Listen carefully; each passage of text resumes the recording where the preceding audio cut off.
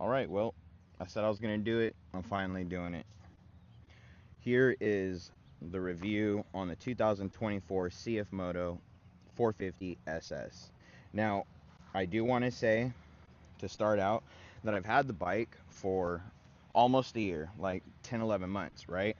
And in that year, I put roughly 7,000 miles on it. So you can call this an extended review, you can call it a beginner's review, you can call it whatever you want. But this is what I will say about the CF Moto, okay? Absolutely perfect. People talk about, oh, the price point for what you get, as if you're compensating money for bike or bike for money. That's not the case, right? This bike is super enjoyable. So one thing I also want to say is I've had other bikes aside just this one bike, okay? I've had bigger bikes, I've had smaller bikes, I've had Japanese bikes, I've had other Chinese bikes, right? So everyone wants to give hate on this bike because it is a Chinese bike. So not only can I review this, but I can also compare it to other bikes such as the ZX6 or the R6 or let's say like the KTM Duke 390 or the Honda Grom's clone, the Boom Vader 125, okay? So, while I've had this bike, as you can see, it looks pretty much the same as before, as like when I first got it. So I got the bike brand new, and there's been no problems. It's literally been turnkey and go. Now, I will say, everyone is going to want to know what kind of issues have I had with this bike. I've had one issue, and I wouldn't necessarily call it an issue, but I'm going to address it just so it's addressed, right? So the only issue that I've had with this bike is the Rider app that it comes with, right? So this Rider app tells you all kinds of cool features, like when you leave your house, when you enter your house, they call it a geofence entry or exit. It tracks how many miles you've done that day, how many times you've leaned the bike over, rapid accelled, rapid decelled, all of that. Okay, so the bike or the app kind of glitched a little bit and it wasn't working for like 2 days, but then it fixed itself. So that is the only issue that I can mention. Mechanical wise, nothing, right? So if you guys want to call that an issue, then to each their own. So in the app, as I said, it's got a tracking feature. So it will track how many miles you've ridden the bike. So and it goes by each day, it'll tell you, and then it'll tell you by each month up to 1 year, okay? So at the beginning of the year, it resets. Now, what I find cool is if you want to go to the track, you want to go to the twisties or the canyon, you can track how fast you your top speed was. Um, I have on a closed circuit track, whatever you want to call. I've got this up to 131. I do not have any gears changed. I don't have the sprockets changed. I don't have the tune. I don't have anything else. And another thing is, I'm not exactly a light rider, right? So I'm sitting at 230, and I've been able to get this bike up to 131.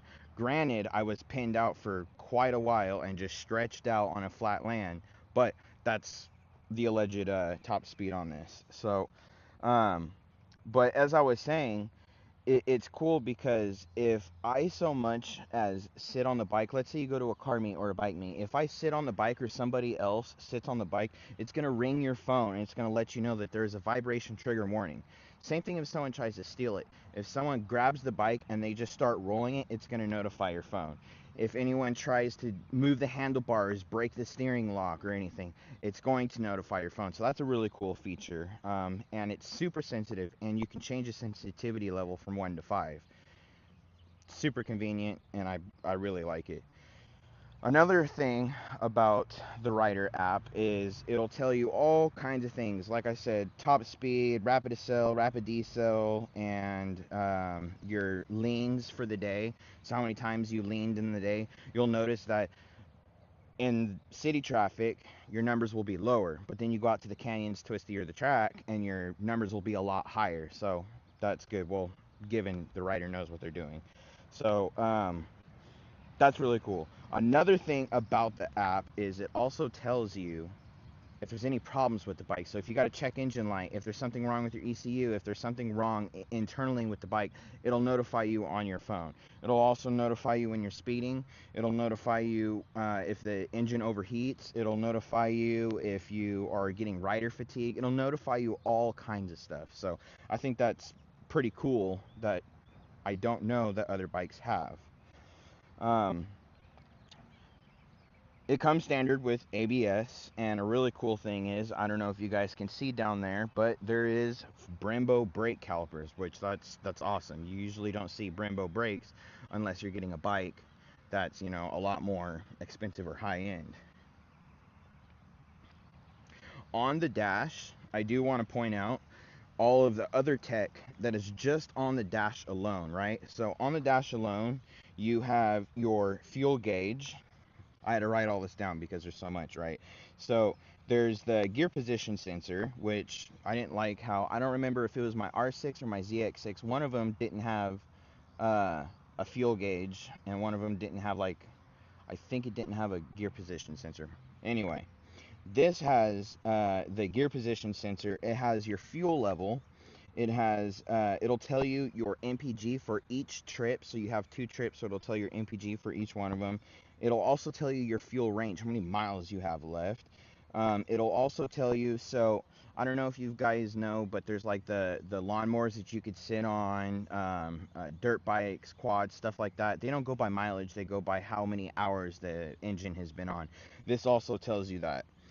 Um, it also tells you your time. It'll tell you your outside temp, and it's got a clock, all that, and it's all super, super accurate. You know, it's not like if it's like right now, it's about 100, 101 outside. It's not going to sit there and say some crazy stuff like some cars do, where if it's 100 degrees outside, it'll say, oh yeah, it's 121 degrees outside. This is not like that. It's super, super accurate.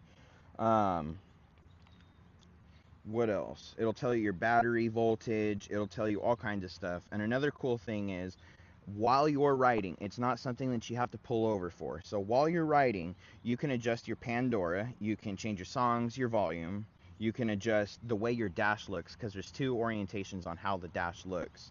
You have your classics and concision, so it looks different, super cool. You can also use onboard GPS. So the only difference on this GPS is it is turn by turn GPS, right? But like on Google Maps where it'll say in a quarter mile turn left. This doesn't do that. This does it in feet, which is weird, but I mean it still works. So it'll say in 1,000 feet turn left, in 500 feet turn left.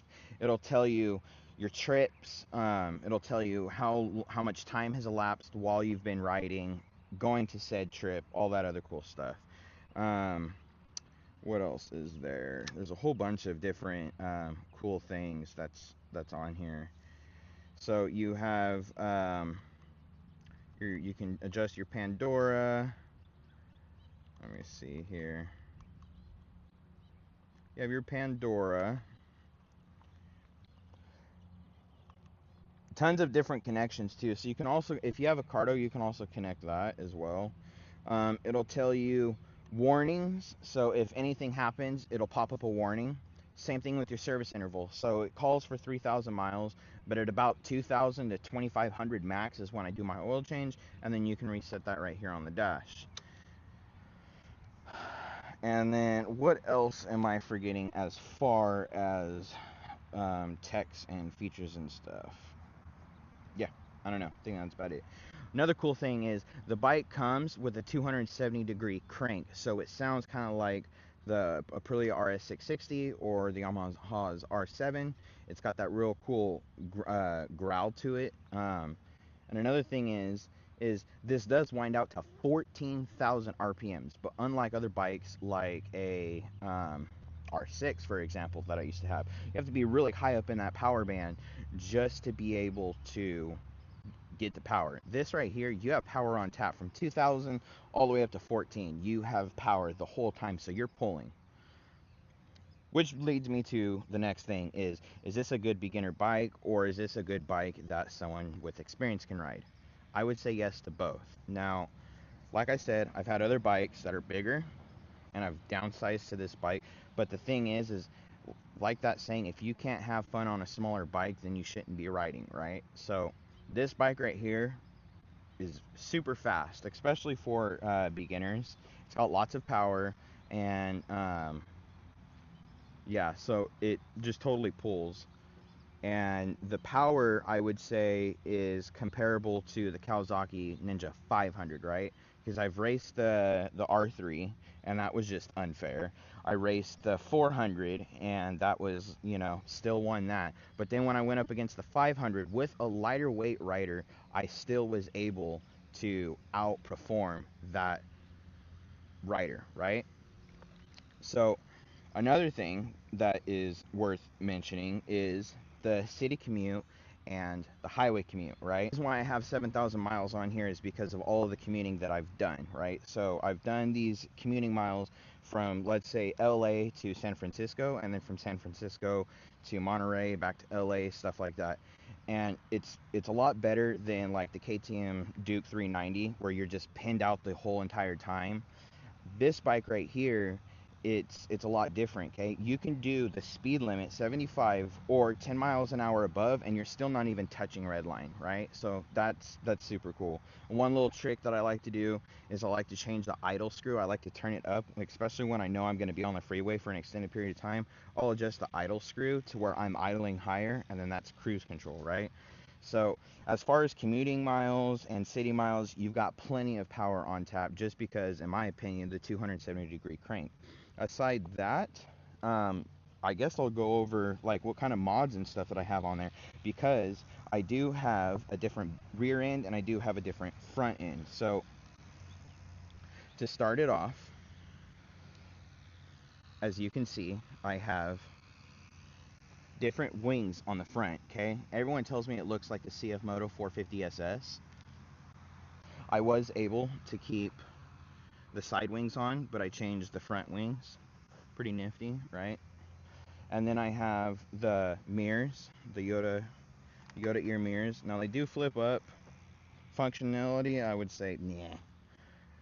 But they do have the blinkers built in.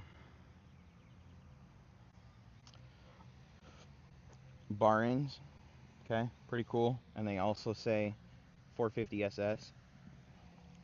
These come stock. They are adjustable levers, so you don't have to go and spend extra money on like the ASV levers. These are actually adjustable.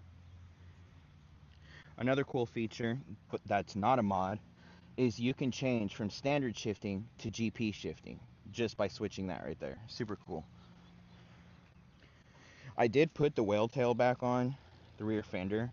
I did have that deleted, but I put that back on whenever I commute, just always so it's like extra legal. And one thing I really like is these lights. They're super firm and they're super bright. So when you're changing lanes, there's no excuse that someone's not going to see you. The rear cowl, I took the rear seat out, put the rear cowl on. A lot of these mods are going to come on AliExpress. I'm sure there's other websites, but yeah, that's just the gist of it pretty much.